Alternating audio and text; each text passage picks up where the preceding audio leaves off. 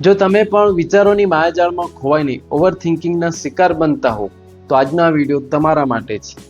વિશ્વની સફળ વ્યક્તિએ ઓવરથિંકિંગથી બચવા માટે જે મહત્વની 3 ટેકનિક અપનાવેલી છે તે આ વિડીયોમાં શેર કરેલી છે. જો તમારામાં 5 લક્ષણો છે તો તમે ઓવરથિંકર છો. પહેલું, દરેક બાબતમાં નેગેટિવ વિચારો. તમને સતત એવું ફીલ થયા કરે કે ભવિષ્યમાં તમારી સાથે કોઈ મોટી દુર્ઘટના બનવાની છે. બીજું, નાના ડિસિઝનમાં ઘણો બધો સમય લેવો.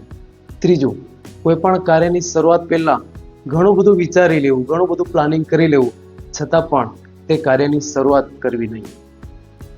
ચોથું, સેલ્ફ કોન્ફિડન્સનો અભાવ. પાંચમું, પીપલ પ્લીઝિંગ એટલે કે લોકોના મનમાં તમારી કોઈ ઇમેજ ખરાબ ના થઈ જાય તેના વિશે સતત વિચારતું રહેવું. આપણે નાના હતા ત્યારે આપણો ચહેરો કેટલો નિખાલસ હતો. આપણા ચહેરા પર સ્ટ્રેસ કે એન્ઝાયટી જોવા જ નહોતું મળતું.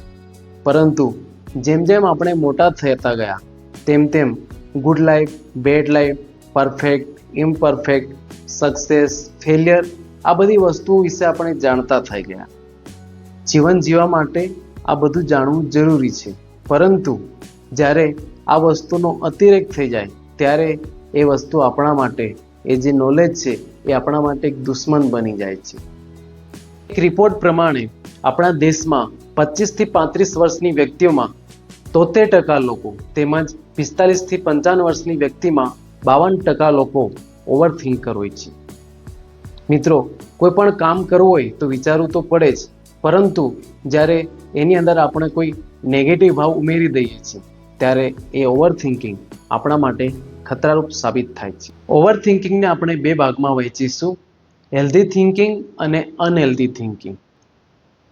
ટાઈમ ફ્રેમની વાત કરીએ તો કોઈના ઘરે મેરેજ હોય અને છેલ્લા 2 મહિનાથી તેની તૈયારી કરતા હોય, તેનું પ્લાનિંગ કરતા હોય તો એ હેલ્ધી થિંકિંગ છે. જ્યારે આપણે રેસ્ટોરન્ટમાં જમવા ગયા હોય અને મેન્યુ સિલેક્ટ કરવામાં 10 થી 15 મિનિટ લાગે તો એ અનહેલ્ધી થિંકિંગ છે. કોઈ બુક લખવાનું આપણે પ્લાનિંગ કરતા હોય અને તેમાં 1 વર્ષ લાગી ગયું હોય તો એ હેલ્ધી થિંકિંગ છે. પરંતુ કોઈ જગ્યાએ જવાનું હોય અને શું પહેરવું એ ડિસાઈડ કરવામાં આપણને 10 થી 15 મિનિટ લાગતી હોય તો એ અનહેલ્ધી થિંકિંગ છે. એક્શન ફ્રેમમાં વાત કરીએ તો જે વિચાર તમને એક્શન લેવા પ્રેરે તેને હેલ્ધી થિંકિંગ કહીશું, અને જે વિચાર તમને એક્શનથી દૂર રાખે તેને આપણે અનહેલ્ધી થિંકિંગ કહીશું. જેમ કે તમારે કોઈ સ્પીચ કોમ્પિટિશનમાં ભાગ લેવો હોય તો આગલા દિવસે તમે ખૂબ જ સારી તૈયારી કરો અને વિચારો કે આવતીકાલે હું ખૂબ જ સારા કોન્ફિડન્સથી બોલીશ, તો એ હેલ્ધી થિંકિંગ છે. પરંતુ તમે એવું વિચારો કે આટલી બધી ઓડિયન્સ હશે, એમાં હું કેવી રીતે બોલીશ, તો એ અનહેલ્ધી થિંકિંગ છે. હેલ્ધી થિંકિંગમાં જો અને તો વાળા સવાલોનું સોલ્યુશન હોય છે, જ્યારે અનહેલ્ધી થિંકિંગમાં તેનું કોઈ સોલ્યુશન હોતું નથી. જેમ કે જો તમારા કામની કોઈ મજાક કરે તો એનું સોલ્યુશન એની પાસે હશે કે હું ગીવ અપ નહીં કરું અને વધુ મહેનત કરીશ.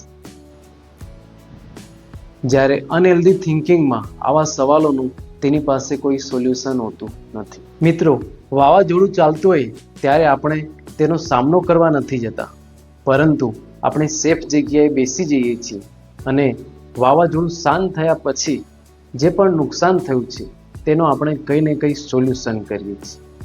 આ ઓવરથિંકિંગ છે એનું પણ કંઈક આવું જ છે.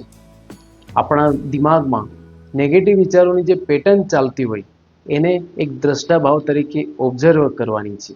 ધીમે ધીમે જેમ જેમ સમય જશે તેમ તેમ આ ઓવરથિંકિંગનું વાવાઝોડું, નેગેટિવ વિચારોની પેટર્ન ધીમે ધીમે શાંત થવા લાગશે. વિશ્વના જેટલા પણ સફળ લોકો થઈ ગયા તેઓ પોતાના કરિયરના કોઈના કોઈ તબક્કે ઓવરથિંકિંગમાંથી પસાર થયેલા છે. પરંતુ ઓવરથિંકિંગથી બચવા માટે તેમની પાસે સફળ ટેકનિક હતી. તો આજના વિડીયોમાં આ 3 સફળ ટેકનિક વિશે આપણે ચર્ચા કરીશું. એમાં પ્રથમ નંબર આવે છે બ્રેન ડમ્પિંગ ટેકનિક. શું થાય છે આ બ્રેન ડમ્પિંગ ટેકનિકમાં તેના વિશે જોઈએ. સૌ પ્રથમ કોઈ શાંત જગ્યાએ બેસી જાઓ, 5 વાર ઊંડા શ્વાસ ભરો, પછી કાગળ અને પેન લઈને તમારા મનમાં જે પણ પ્રશ્નો, જે પણ સવાલ લઈને તમે ઓવર થિંકિંગ કરી રહ્યા છો તે બધા પ્રશ્નો લખી નાખો. હવે આ સમસ્યાઓના 2 ભાગ પાડો. ભાગ 1માં એવી સમસ્યાઓ લખો કે જેનું સોલ્યુશન તમારી પાસે છે. ભાગ 2માં એવી સમસ્યાઓ લખો કે જેનું સોલ્યુશન તમારા હાથમાં નથી. હવે ભાગ 1માં જે પણ તમે સમસ્યાઓ લખી છે એના એક પછી એક સ્ટેપ બાય સ્ટેપ શું સોલ્યુશન થઈ શકે એ લખતા જાઓ. મિત્રો, સૌથી કમાલની ટેકનિક છે. આ ટેકનિકનો ઉપયોગ કરી વિશ્વના ઘણા લોકો ઓવર થિંકિંગમાંથી બહાર આવી શક્યા છે. કાગળ પર લખવાથી મનમાં આપણા જે પણ નેગેટિવ ભાવ ચાલતો હોય એ બધો ભાવ કાગળ પર આવી જાય છે અને મન એકદમ રિલેક્સ થઈ જાય છે. બીજું, કાગળમાં લખવાથી આપણા જે પણ પ્રશ્નો છે એના એક સોલ્યુશનનો એક રસ્તો મળે છે અને જીવનમાં એક ક્લેરિટી વધે છે કે હવે આગળ શું કરીશું. ઓવર થિંકિંગથી છુટકારો મેળવવા માટેની સૌથી સરળ રીત એટલે વોકિંગ મેડિટેશન. વોકિંગ મેડિટેશન એટલે ચાલતા ચાલતા ધ્યાનની અવસ્થાને ફીલ કરવું. મિત્રો, શું છે આ વોકિંગ મેડિટેશન તેના વિશે જોઈએ.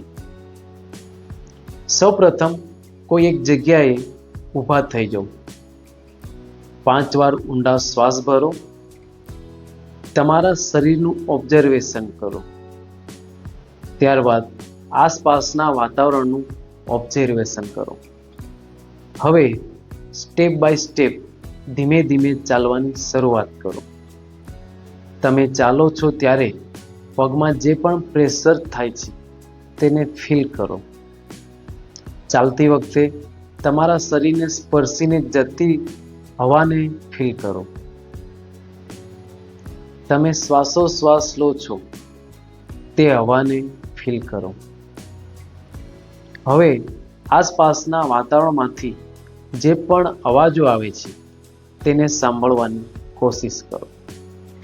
મિત્રો, આવું કરવાથી આપણે આપણા શરીર, ધરતી અને આસપાસના વાતાવરણ પ્રત્યે અવેર થઈ જઈએ છીએ. આપણા શરીર, મન અને પૃથ્વીનું જોડાણ થવાથી શરીરમાં હિલિંગની શરૂઆત થઈ જાય છે. આપણું મન શાંત થઈ જાય છે. આપણા મનમાં ચાલતું વિચારોનું વાવાઝોડું પણ શાંત થઈ જાય છે. મિત્રો, વોકિંગ મેડિટેશન ગમે ત્યારે, ગમે તે સમયે, ગમે તે સ્થળે કરી શકાય છે. ઓવર થિંકિંગથી બચવા માટે ત્રીજો રસ્તો છે બુક રીડિંગ. હા મિત્રો, દુનિયાના જેટલા પણ મહાન વ્યક્તિઓ થઈ ગયા તેમનું જીવન ચરિત્ર વાંચશો તો બધામાં એક કોમન વસ્તુ જોવા મળશે અને એ છે બુક રીડિંગ. પુસ્તકો આપણા સાચા મિત્રો છે. પુસ્તકો આપણને સાચું જીવન જીવવાનો માર્ગ બતાવે છે. ઓવર થિંકિંગના લીધે આપણા મનમાં જે પણ નેગેટિવ પેટર્ન બનેલી છે એ બધી પેટર્નને તોડવા માટે પુસ્તકો ઘણા મદદરૂપ થાય છે. પુસ્તકો આપણને એક સાચી દિશા આપે છે. પુસ્તકો આપણને હકારાત્મક વલણ આપે છે. બુક રીડિંગ વડે પણ ઓવર થિંકિંગને આપણે આસાનીથી હરાવી શકીએ છીએ. મિત્રો, ઓવર થિંકિંગ વિશે સારી માહિતી આપવાનો મેં ખૂબ જ સારો પ્રયત્ન કર્યો છે. આશા રાખું છું કે તમને આ વિડીયો ખૂબ જ પસંદ આવ્યો હશે. આ વિડીયોમાં આપણે ઓવર થિંકિંગની ચર્ચા તો કરી, સાથે સાથે ઓવર થિંકિંગથી બચવા માટે 3 બેસ્ટ ટેકનિક વિશે પણ ચર્ચા કરી છે. આ 3 બેસ્ટ ટેકનિક વાપરી તમે આસાનીથી ઓવર થિંકિંગને હરાવી શકો છો.